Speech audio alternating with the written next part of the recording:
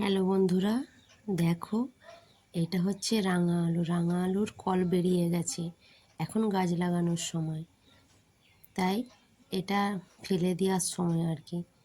সেই জন্য আমি করলাম কি, রাঙা আলুগুলো ফেলে দিতে হবে, তাই জন্য অল্প করে কেটে নিয়ে তার সাথে দেখলাম অল্প চালের গুঁড়িও আছে, সেই চাল গুঁড়ি আর মুগ ডাল তো বাড়িতে আছেই, সেই দিয়ে রাঙা আলুর পিঠে বানিয়ে দিলাম। তো পিঠেটি বানিয়েছি, কেমন করে বানাচ্ছি দেখো। এই রাঙা আলুর পিঠে যেমন খেতে দারুণ, তেমনি সুস্বাদু। যারাই খায় তারাই বলে দারুণ হয়েছে। এত নরম তুলতুলে। এই যে মাখা হচ্ছে, এটাতে আছে রাঙা আলু আর চালের গুঁড়ি, আর আছে মুগের ডাল। মুগের ডালটা একটু বেশি করে দিতে হবে। আমি দুটো গ্যাসের উনুনে দুদিকটাই করছি, একদিকে আমের আচার করছি আর একদিকে পিঠে তৈরি করছি, কারণ দুটো উনুনে দুটো আমার একসাথেই হয়ে যাচ্ছে। তাই জন্য সময় নষ্ট না করে এই পিঠেগুলোকে বানিয়ে নিলাম।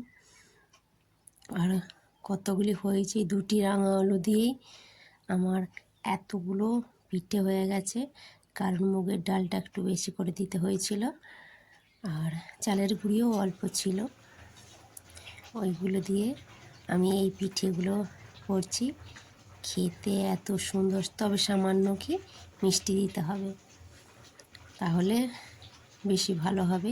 আবার অনেকেই রসে ডুবিয়ে করে এটাকে, আমরা রসে ডুবোইনি, এমনিই খেয়েছি, খুব ভালো হয়েছে। সবাই বলেছে যারা যারা খেয়েছে, মানে এতই নরম হয়, মানে কি বলবো, বলার নেই এই পিঠেগুলো।